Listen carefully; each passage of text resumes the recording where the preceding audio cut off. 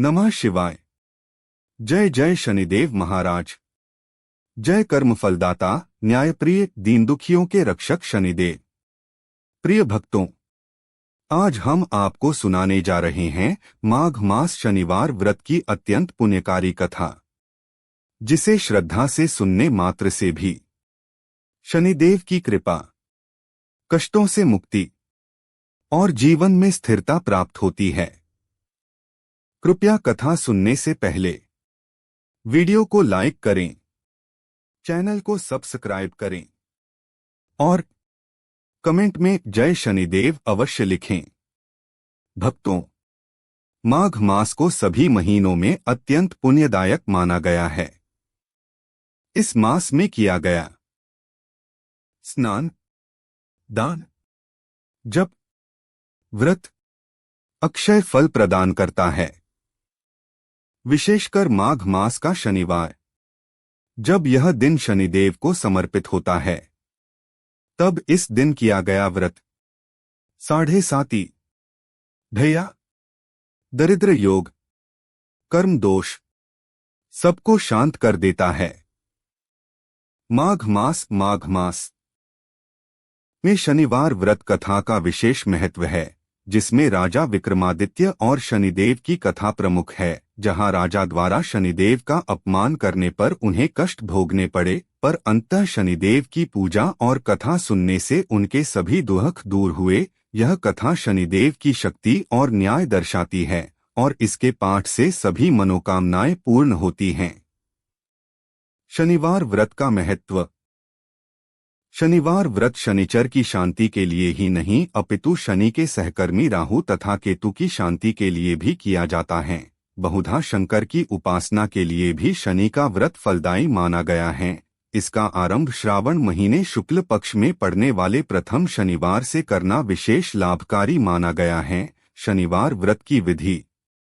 शनिवार को प्रातः काल उठकर नित्य कर्म से निर्वत होकर स्नान के अनंतर व्रत का संकल्प करे। फिर शनि, राहु, केतु की लोहे की अथवा शीशे की मूर्तियां बनवाकर उनका सविधि पूजन करे। काले अक्षत, काले वस्त्र, काले पुष्प, चंदन का प्रयोग करे। पूजन किसी बड़ या पीपल के वृक्ष के नीचे करे तो अत्युत्तम रहेगा। पूजन के बाद वृक्ष की 7 प्रदक्षिणा कर पीपल में सूत बांध तथा शनि भगवान से प्रार्थना करे। लोहे के कटोरे में सरसों का तेल भरकर काले तिल अथवा अन्य काली वस्तुओं का दान करे। यदि आपका सामर्थ्य हो तो सत्पात्र ब्राह्मण को काले बछड़े वाली काली गाय का दान करें। शनिवार व्रत कथा। महाराज दशरथ के शासन काल में एक बार ज्योतिषियों ने बताया कि जब शनि ग्रह कृतिका को रोहिणी पर आएगे तो धरती पर 10 वर्षों का भीषण अकाल पड़ेगा। लोग अन्न जल का अभाव हो जाएगा और सर्वत्र हाहाकार हो जाएगा।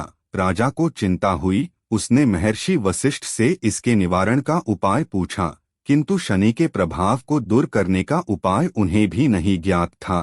तब निरुपाय होकर नक्षत्र लोक पर आक्रमण कर दिया।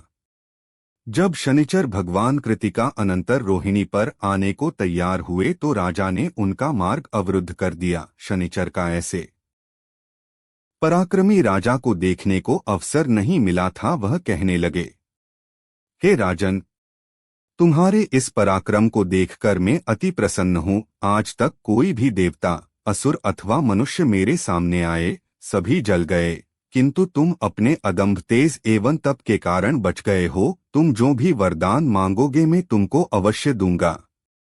राजा ने कहा, महाराज आप रोहिणी पर न जाए, यही मेरी प्रार्थना है।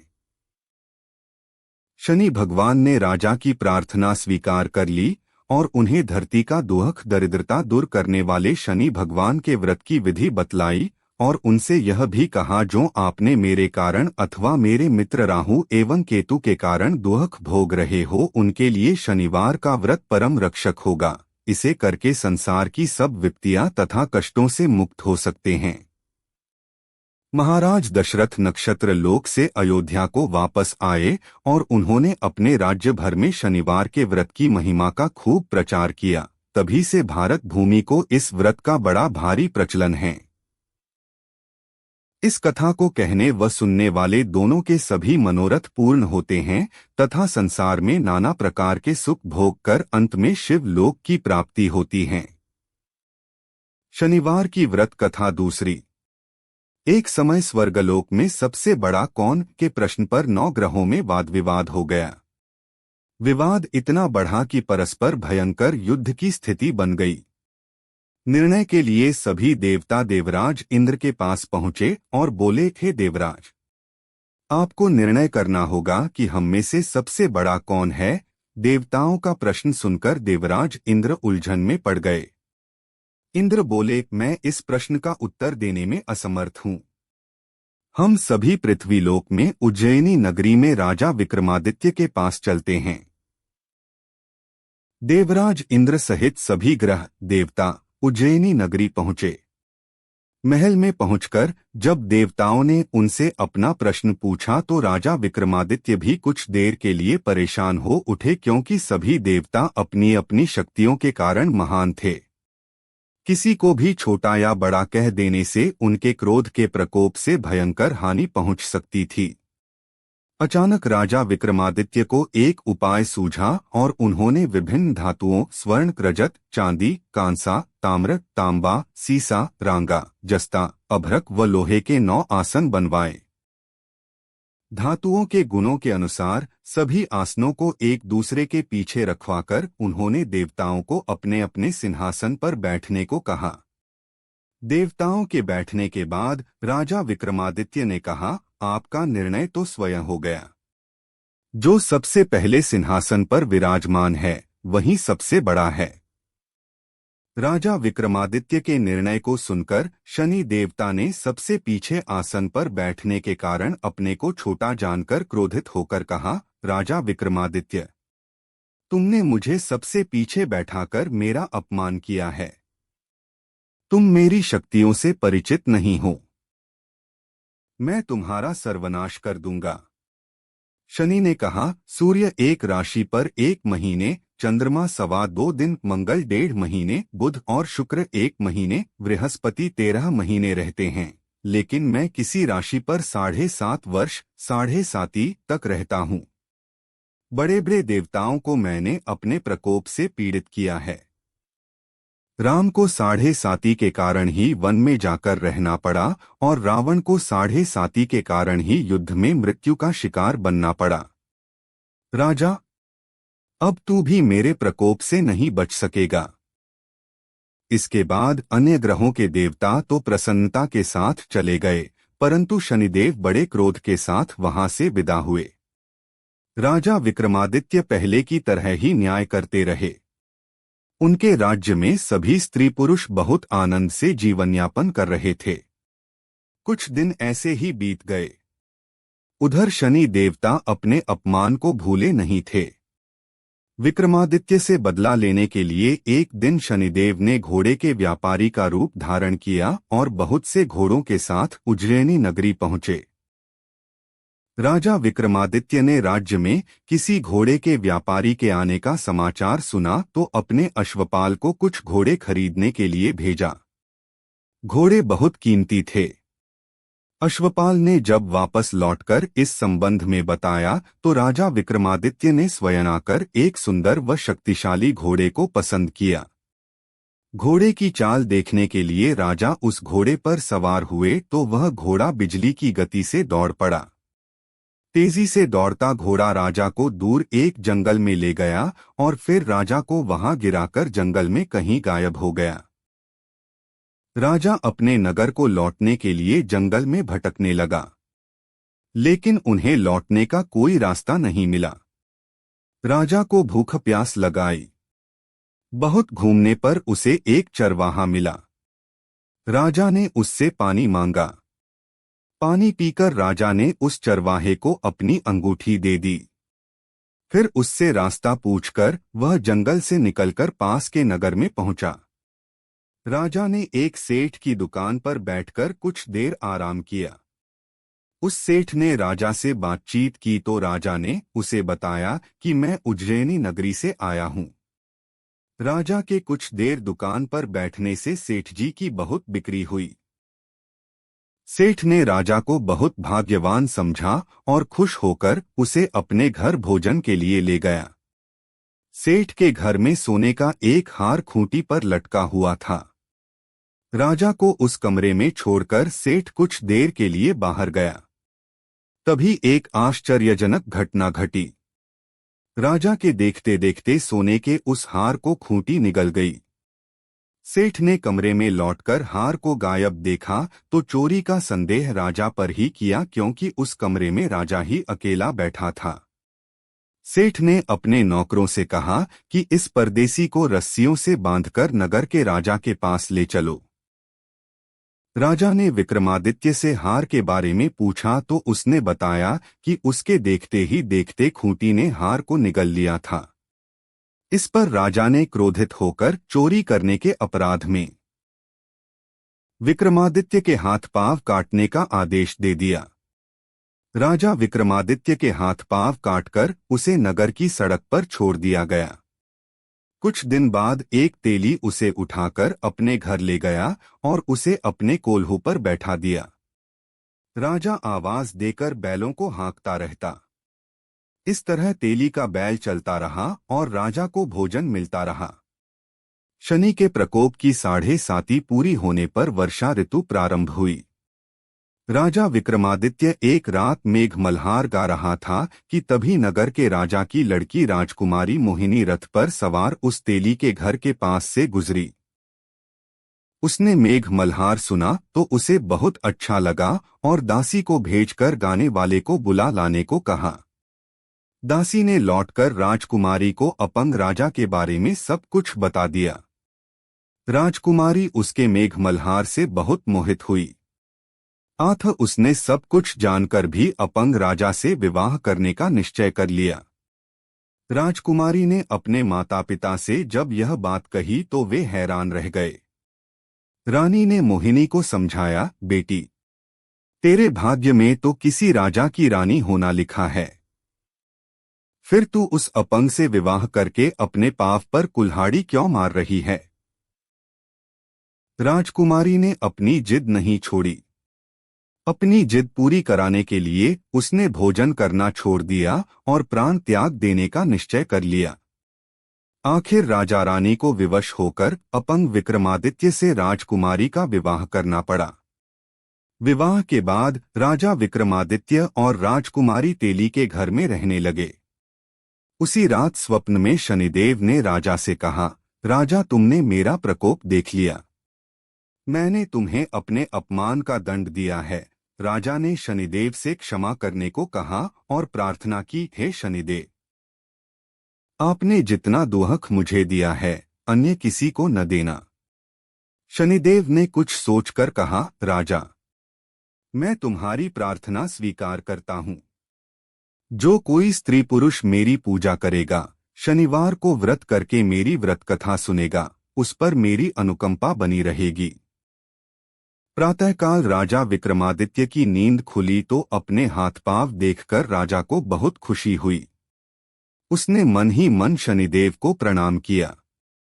राजकुमारी भी राजा के हाथ पांव सही सलामत देखकर आश्चर्य में डूब गई।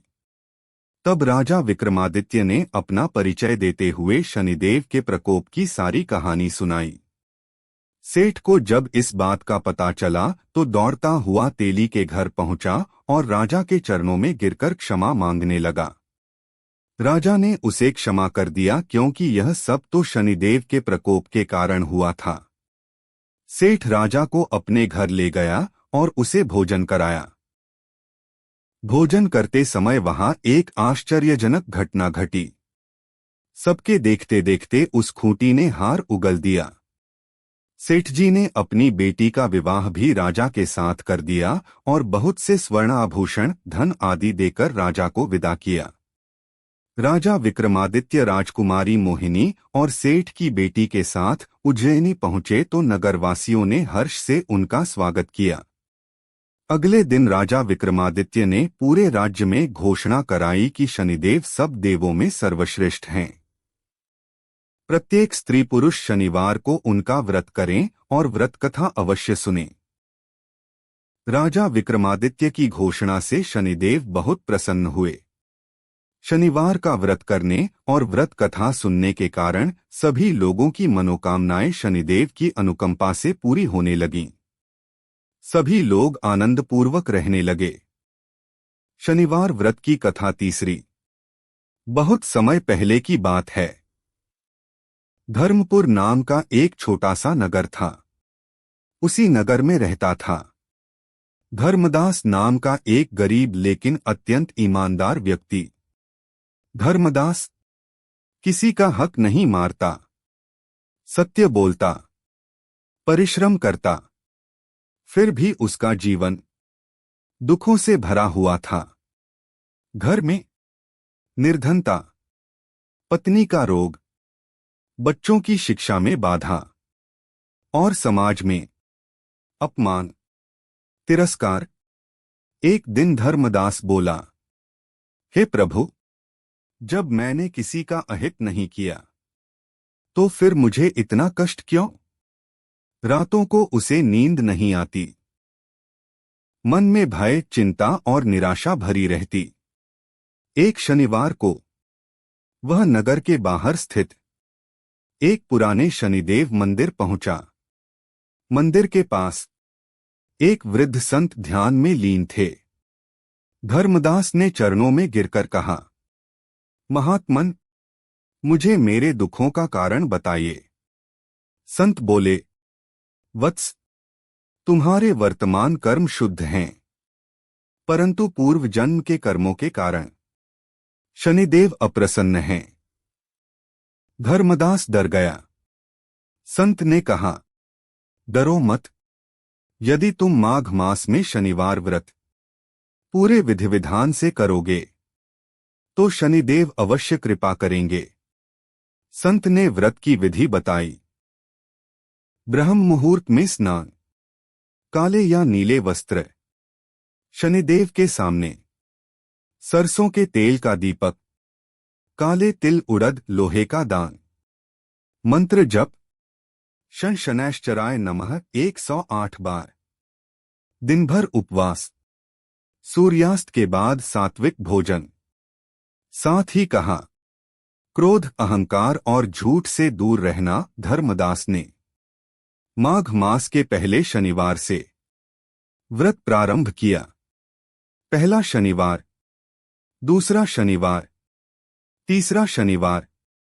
शरीर थक जाता पर मन में श्रद्धा बनी रहती। वह हर शनिवार गरीबों को दान देता, कौवों को भोजन कराता। भक्तों, धीरे धीरे चमत्कार होने लगे। पत्नी का रोग ठीक होने लगा, काम मिलने लगा, घर में शांति आने लगी। लोग जो कभी अपमान करते थे अब सम्मान करने लगे। माघ मास के अंतिम शनिवार की रात धर्मदास ने स्वप्न देखा। स्वप्न में काले वस्त्रों में, तेजस्वी स्वरूप में शनिदेव प्रकट हुए। शनिदेव बोले, वत्स धर्मदास, तुमने धैर्य और श्रद्धा से माघ मास शनिवार व्रत किया है। अब तुम्हारे कर्म दोष समाप्त हुए। जहां सत्य और सेवा होगी वहां मेरी कृपा सदैव रहेगी। सुबह होते ही धर्मदास का जीवन बदल चुका था। घर में धन, अन्न, सुख और मन में शांति, विश्वास, भक्ति। वह जीवन भर शनिदेव का भक्त बना रहा। भक्तों, जो भी माघ मास शनिवार व्रत करता है, श्रद्धा से कथा सुनता है, दान और सेवा करता है, उसे शनि दोष से मुक्ति, आर्थिक स्थिरता, मानसिक शांति अवश्य प्राप्त होती है। तो भक्तों, यदि जीवन में संघर्ष है तो शनिदेव से भागिए मत, उन्हें अपनाइए, क्योंकि शनिदेव दंड नहीं, न्याय और सुधार देते हैं। हे शनिदेव महाराज, हम सभी पर अपनी कृपा बनाए रखना। वीडियो पसंद आए तो लाइक करें, चैनल सब्सक्राइब करें, कमेंट में लिखें जय शनिदेव, जय शनिदेव महाराज।